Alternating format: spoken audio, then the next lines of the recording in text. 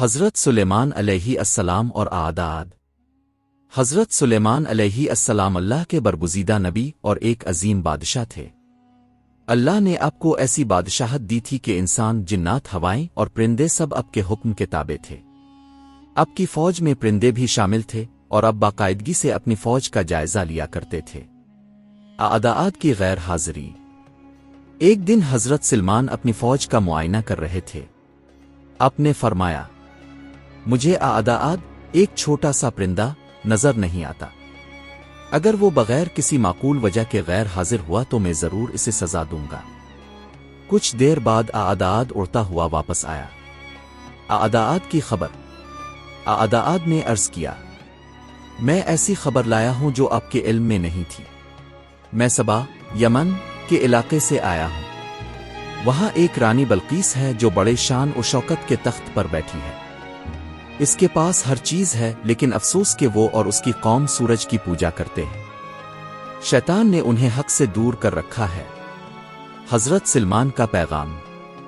حضرت سلمان نے فرمایا، اعداد، میرا یہ خط لے جاؤ اور ملکہ بلقیس کو پہنچا دو۔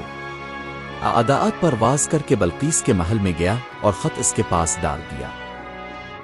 خط میں لکھا تھا، اللہ کے نام سے جو رحمان و رحیم ہے، تم میرے خلاف سرکشی نہ کرو اور اسلام قبول کرتے ہوئے میرے پاس آ جاؤ۔ بلقیس کا فیصلہ۔ بلقیس نے اپنے مشیروں سے مشورہ کیا۔ وہ سمجھ گئی کہ حضرت سلمان کوئی عام بادشاہ نہیں بلکہ اللہ کے سچے نبی ہیں۔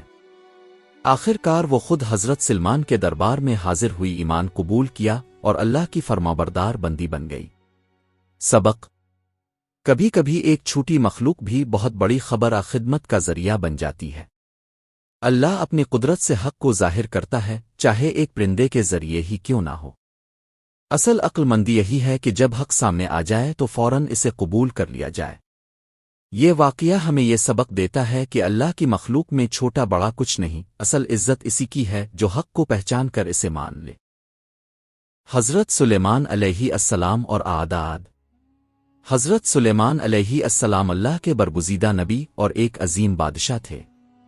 اللہ نے آپ کو ایسی بادشاہت دی تھی کہ انسان، جنات، ہوائیں اور پرندے سب آپ کے حکم کے تابع تھے۔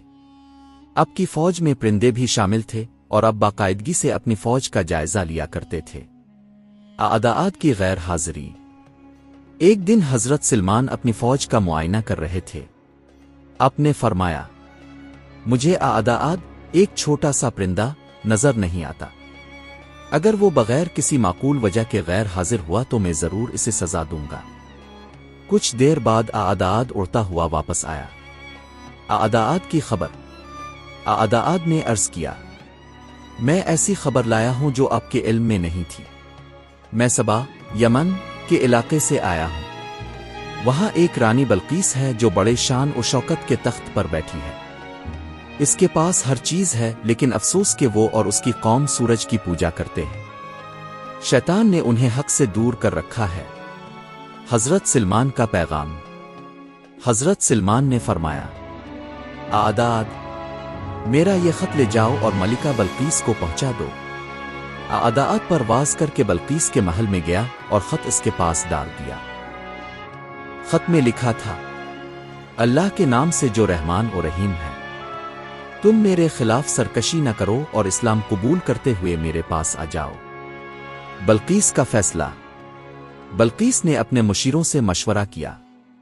وہ سمجھ گئی کہ حضرت سلمان کوئی عام بادشاہ نہیں بلکہ اللہ کے سچے نبی ہیں۔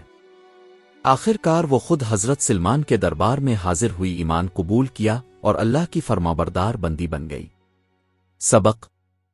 کبھی کبھی ایک چھوٹی مخلوق بھی بہت بڑی خبر خدمت کا ذریعہ بن جاتی ہے۔ اللہ اپنی قدرت سے حق کو ظاہر کرتا ہے، چاہے ایک پرندے کے ذریعے ہی کیوں نہ ہو۔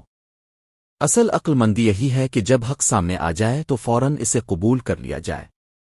یہ واقعہ ہمیں یہ سبق دیتا ہے کہ اللہ کی مخلوق میں چھوٹا بڑا کچھ نہیں، اصل عزت اسی کی ہے جو حق کو پہچان کر اسے مان لے۔